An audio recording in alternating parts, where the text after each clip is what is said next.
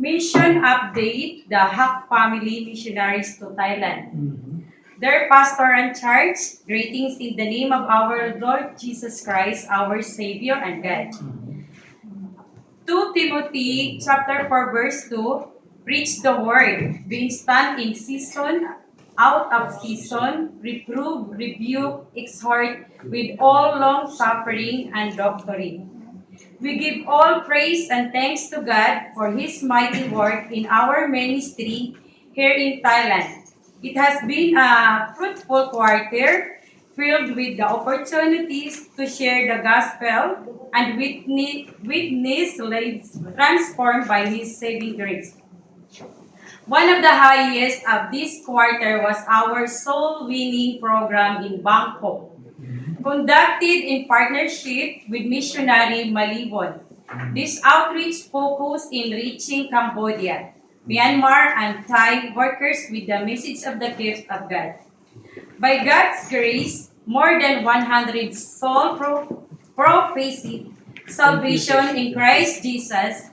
We are also grateful for the churches and supporters who made this event possible through their prayers and generosity. To God be all the glory.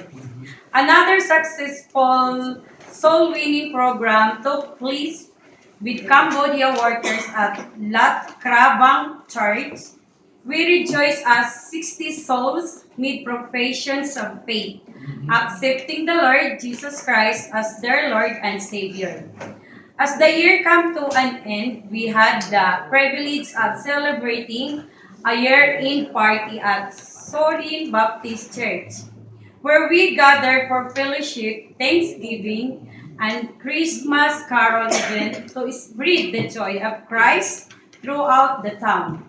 It was wonderful time of reflection and celebration, remembering God's faithfulness throughout the year.